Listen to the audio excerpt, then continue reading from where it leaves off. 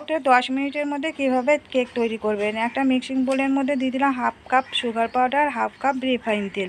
Sugar powder আর refine তেলটাকে খুব ভালো করে মিশিয়ে নিয়েছি। নিয়ে এখন এর মধ্যে দিয়ে দিলাম 1 কাপ ময়দা আর দিয়ে দিলাম এর মধ্যে বেকিং পাউডার হাফ চামচ আর 1/4 টিস্পুন দিয়ে দিলাম বেকিং সোডা আর দিয়ে দিচ্ছি এখানে কোকো পাউডার 2 চা চামচের 2 চামচ।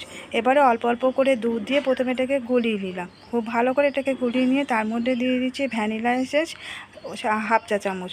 এটাকে খুব ভালো করে ফেটানো হয়ে গেছে। এখন একটা আপ্যান প্যান নিয়েছি। আপ্যান প্যানের মধ্যে প্রথমে কিছুটা পুরো গুলোর মধ্যে রিফাইন তেল লাগিয়ে নিয়েছি একটা ব্রাশ দিয়ে। তারপরে কিছুটা করে যে ব্যাটারটা তৈরি করে রেখেছিলাম কেকের ব্যাটার কিছুটা করে প্রথমে দিয়ে ওপর থেকে কিছু চোকো চিপস দিয়ে দিলাম, দিয়ে আবারও কিছুটা করে ব্যাটার দিয়ে ঢাকা দিয়ে দিলাম। এভাবে পুরো আপ্যান প্যানটাকে আমি ভরাট করে নেব। কিছুটা করে প্রথমে হাফ দিয়ে ব্যাটারটা, তারপরে ওই চোকো চিপসগুলোকে দিয়ে বাকি ব্যাটারটা দিয়ে ঢাকা দিয়ে দিয়েছিলাম। এখন গ্যাসে বসিয়ে দিয়েছিলাম। গ্যাসের ফ্লেমটা লোতে রেখে 10 মিনিটের মধ্যে তৈরি হয়ে গেছে কেক।